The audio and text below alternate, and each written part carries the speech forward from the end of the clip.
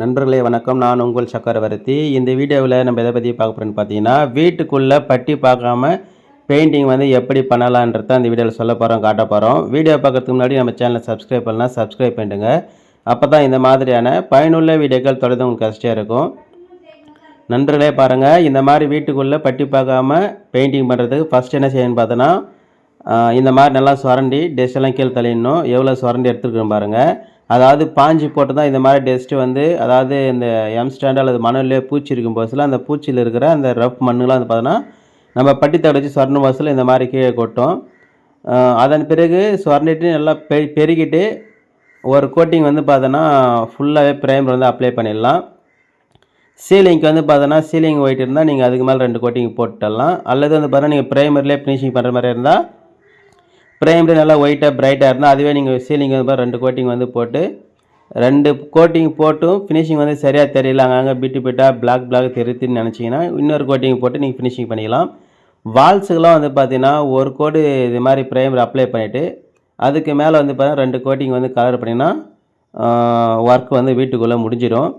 இது பார்த்தீங்கன்னா பாஞ்சு போட்ட வால்ஸ்லேயே ஒரு அளவுக்கு ஃபினிஷிங் நல்லா இருந்தால் நீங்கள் இந்த மாதிரி பண்ணலாம்.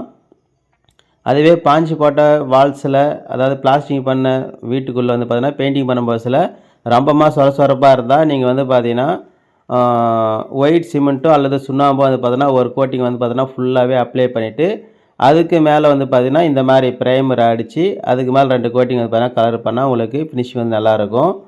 ஆனால் நீங்கள் சில பேர் பார்த்தீங்கன்னா ஒயிட் சிமெண்ட் அடிக்கிறது சிரமமாக இருக்குது, சுண்ணாம்பு அடிக்கிறது பார்த்தீங்கன்னா ப்ரஷில் தான் அடிக்க முடியும், லேட் ஆகும் அப்படின்னு நினச்சிங்கன்னா நீங்கள் ப்ரைமரியை கூட பார்த்தீங்கன்னா வீட்டுக்குள்ளே 2 கோட்டிங் பார்த்தீங்கன்னா ஃபுல்லாகவே அப்ளை பண்ணிவிட்டு அதுக்கு மேலே 2 கோட்டிங் பார்த்தீங்கன்னா நீங்கள் கலர் பண்ணும்போது உங்களுக்கு ஃபினிஷிங் நல்லாயிருக்கும். அதுவே பெஸ்ட்டாக இருக்கும்.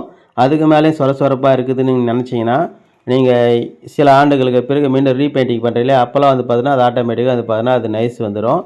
ஆனால் நம்ம என்ன தான் அடுத்தடுத்த பெயிண்டிங் பண்ணாலும் நைஸாக வந்தாலும் ஆனால் பட்டி பார்த்த வீட்டுக்கும் பட்டி பார்க்காத இந்த மாதிரி பெயிண்டிங் பண்ணுற வீட்டுக்கும் வித்தியாசம் நம்மளுக்கு க்ளீனாகவே தெரியும். அதில் எந்த ஒரு மாற்று கருத்தும் இல்லை. நண்பர்களே பாருங்கள், இப்போ பட்டி பார்க்காம பார்த்தீங்கன்னா சீலிங் ஒயிட்டு பாருங்கள் 3 கோட்டிங் போட்டு எந்த அளவுக்கு செம்மையாக பண்ணியிருக்கோம். அதாவது ப்ரைமரியாக பார்த்தீங்கன்னா 3 கோட்டிங் போட்டு ஃபினிஷிங் பண்ணியிருக்கோம். இந்த பக்கம் பார்த்தீங்கன்னா இப்போ இந்த பிங்க் கலர் அடித்து ஃபினிஷிங் பண்ணிக்கிறோம் 2 கோட்டிங். அதாவது ஒரு கோட்டிங் ப்ரைமர் 2 கோட்டிங் கலரு. நாங்கள் ஒயிட் சிமெண்ட்டோ சுண்ணாம்பு இதெல்லாம் பயன்படுத்தலை. டைரெக்டாக பார்த்தோன்னா ப்ரைமரும் அதுக்கடுத்து பார்த்தோன்னா கலர் தான் யூஸ் பண்ணுறோம். உங்களுக்கு ஃபினிஷிங் காட்டுற எந்த அளவுக்கு இருக்குது பாருங்கள். அதே மாதிரி நீங்கள் வீட்டுக்குள்ளே பார்த்தீங்கன்னா பட்ஜெட் கம்மியாக பண்ணணும்னு வச்சுன்னா நீங்கள் ப்ரைமரில் கூட ஃபினிஷிங் பண்ணிக்கலாம். இப்போ நான் சீலிங் ஒயிட் பார்த்தீங்கன்னா 3 கோட்டிங் ப்ரைமரை தான் யூஸ் பண்ணியிருக்கேன், நல்லா பிரைட்டாக இருக்கிறதால. அதே மாதிரி வால்ஸில் அடிச்சுக்கிற இந்த கலர் கூட பார்த்தோன்னா ப்ரைமரி பார்த்தீங்கன்னா ஸ்ட்ரைனர் போட்டு தான் கலந்து மிக்ஸ் பண்ணி அடிச்சிருக்கேன்.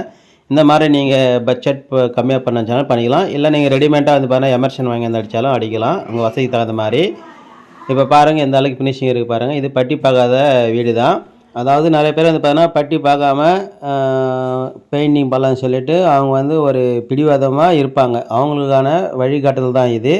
அதாவது குடோனுக்கு இல்லைனா ஒரு கிச்சனுக்கு ஏதாவது ஒரு சின்ன ரூமுக்கு பார்த்தீங்கன்னா பார்க்க வேணாம் அப்படின்னு நினைப்பாங்க. அது மாதிரி இடத்துக்கு தான் நம்ம இந்த மாதிரி பெயிண்டிங் பண்ணணும். ஆனால் கம்பல்சரி பார்த்தீங்கன்னா பட்டி பார்த்து பெயிண்டிங் பண்ணுறது நல்லாயிருக்கும்.